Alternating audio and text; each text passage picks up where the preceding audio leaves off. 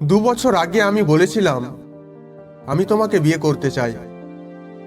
সে বলেছিল প্রথম শ্রেণীর সরকারি চাকরিজীবী ছাড়া কিছু ভাবতে পারবো না। আমি আর কখনো তাকে নক করিনি, কিন্তু আজ 2 বছর পর সে ফোন করলো, শুধু একটাই প্রশ্ন নিয়ে, আমায় নিয়ে পালাতে পারবে?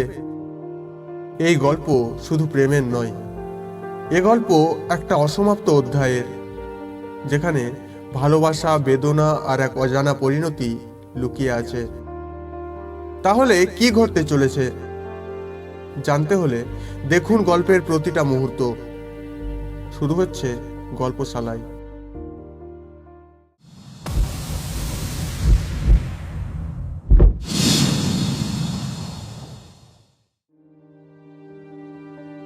দু বছর আগে ফেসবুকে এক মেয়েকে বলেছিলাম আমি তোমাকে বিয়ে করতে চাই।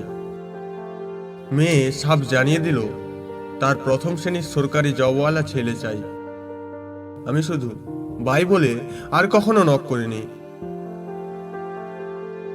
মেয়েটা সেদিন আমায় ফোন করলো, জব পেয়েছো?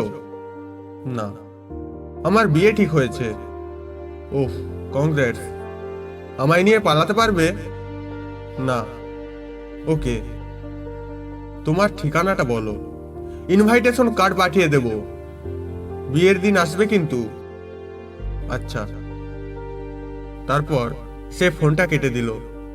দুদিন পর রঙিন কাগজে মোড়া একটা প্যাকেট আসলো কুরিয়ারে। খুলে দেখলাম তার নিজের হাতে লেখা একটা চিঠি। তুমি একটা কম বক্ত। যাই হোক, বাবার পছন্দের ছেলেটা ভালো সরকারি চাকরি করে, সদ্যই জয়েন করেছে, ভালোই বেতন, অনেক স্মার্ট, তোমার থেকে দেখতেও সুন্দর।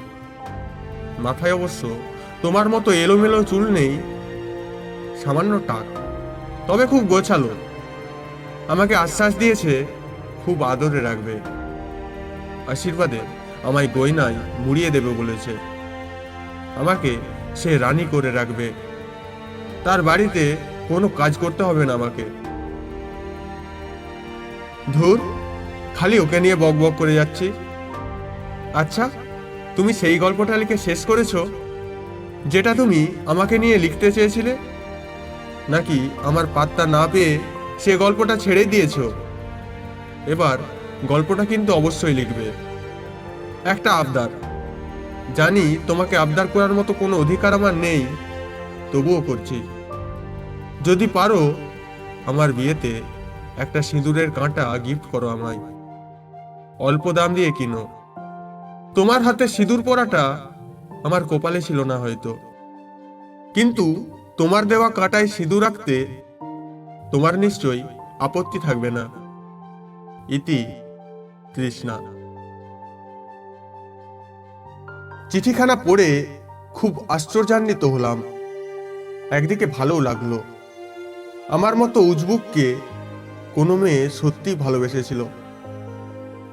আমি নির্দিষ্ট দিনে গিয়ে হাজির হলাম।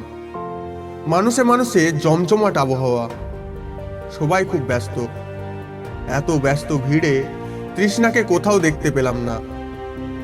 উঠোনের এক মাথায় বরের স্টেজ, একটা কম বয়সী মেয়ে বরকে পাখার বাতাস করছে। আমি বরকে গিয়ে বললাম, আপনার ওখানে টোপর পরে আমার বসে থাকার কথা ছিল। বর হতভম্ব হয়ে জিজ্ঞেস করলো, কে আপনি, আর এসব কোথায় বা বলার সাহস আপনার কি করে হয়? আমি শান্তভাবে বললাম, আপনি যে মেয়েকে বিয়ে করতে যাচ্ছেন, ওই মেয়েটা আমাকে নিয়ে পালাতে চেয়েছিল, আমি পালাইনি। এবার আপনি ভেবে দেখুন কেন সাহস পেলাম। বর তেলে বেগুনে উঠে এসে আমার কোলার ধরে নিয়ে গেল একটা ফাঁকা রুমে। একরকম হুলুস্থুল বেঁধে গেল উঠোন জুড়ে। একটু পর মেয়ের বাপ আসলো রুমে। উনার অগ্নিমূর্তিতে বাপ বাপ ভাবি ছিল, তাই বুঝলাম উনিই তৃষ্ণার বাপ।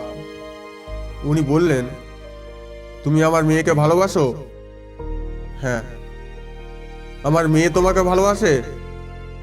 জানি না, কিন্তু আপনি ওর বিয়ে ঠিক করলে ও আমাকে ওকে নিয়ে পালিয়ে যাওয়ার প্রস্তাব করেছিল।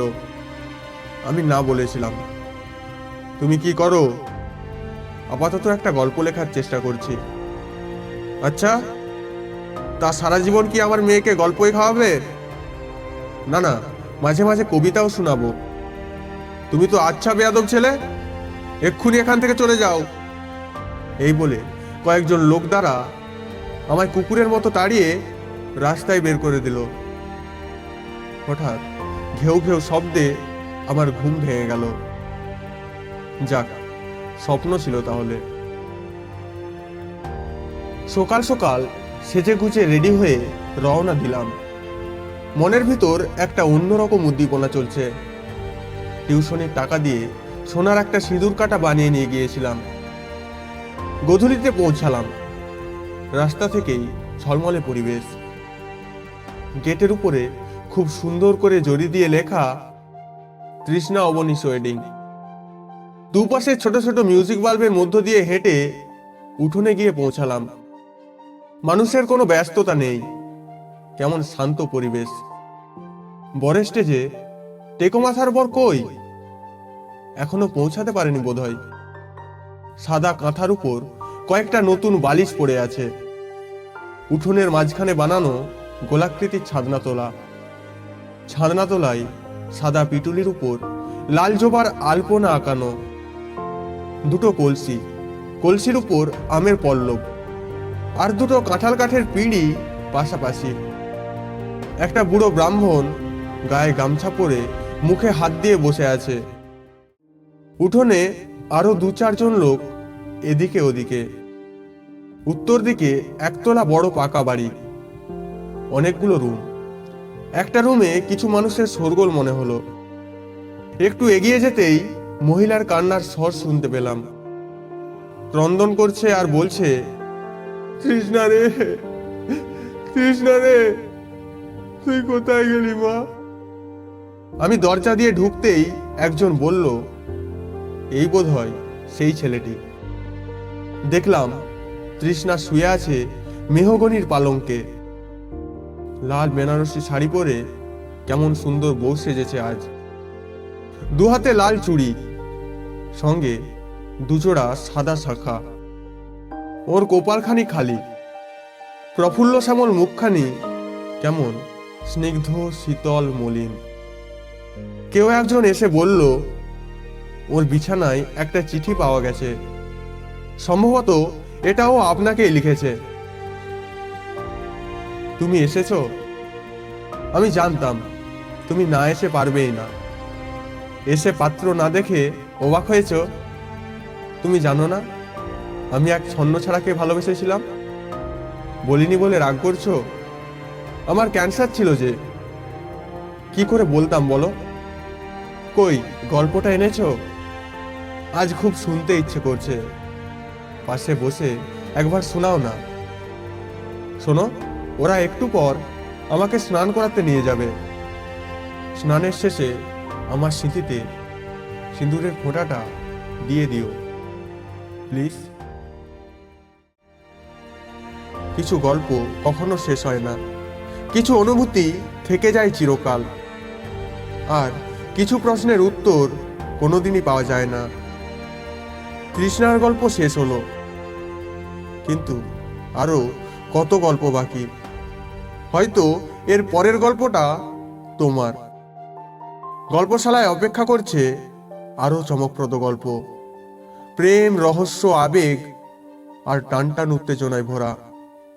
নতুন গল্প শুনতে এখনই সাবস্ক্রাইব করুন গল্পশালা, যেখানে গল্পেরা কথা বলে।